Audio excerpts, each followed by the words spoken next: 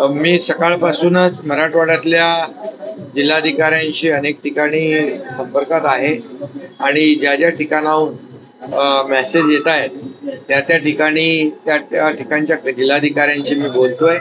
सोलापूर जिल्हाधिकारी, धाराशिव जिल्हाधिकारी या ठिकाणी एक धाराशिवमध्ये परांडा तालुक्यामध्ये ढगपिंपरी नावाचं गाव आहे, या ठिकाणी देखील आणखी काही लोक अडकलेत। काही लोकांना हेलिकॉप्टरने लिफ्ट केलेलं आहे आणि सोलापूरमध्ये देखील कलेक्टरशी बोलताना त्या ठिकाणी देखील काही लोकांना हेलिकॉप्टरने लिफ्ट केले आणि आता आणखी ढगपिंपरीमध्ये ढगफुटी झाली आहे आणि म्हणून ढगफुटीमध्ये प्रचंड मोठ्या प्रमाणावर पाणी साचलंय आणि पाऊसही पडतोय, त्यामुळे तिथल्या लोकांना हेलिकॉप्टरने लिफ्ट करण्याच्या सूचना मी दिलेल्या आहेत।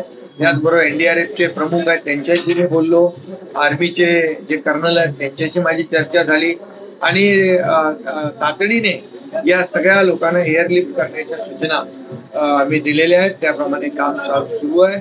जिल्हाधिकाऱ्यांना मी एवढंच सांगितलंय की कुठेही वित्तहानी जीवितहानी होऊ नये आणि म्हणून ज्या ज्या ठिकाणी लोक अडकलेले आहेत त्यांना सुरक्षित स्थळी काढण्यासाठी ज्या ज्या काही उपाययोजना करायच्या त्या युद्ध पातळीवर करा आणि त्याप्रमाणे आपले सर्व जिल्हाधिकारी देखील फील्डवर आहेत आणि यंत्रणा आपली सगळी जी डिझास्टर मॅनेजमेंट आहे ती देखील फील्डवर आहे।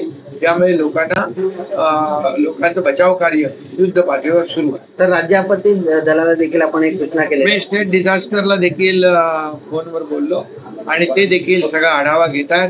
ज्या ज्या ठिकाणी आवश्यक त्या ठिकाणी एनडीआरएफला पाठवणं, आर्मीला पाठवणं, हेलिकॉप्टरची सुविधा उपलब्ध करून देण्याचं काम त्या ठिकाणी होत आहे। मी राज्याचे मुख्य सचिव यांच्याशी देखील बोललोय आणि तिथून देखील सूचना सगळीकडे जात आहेत जेणेकरून लोकांना तात्काळ मदत होईल।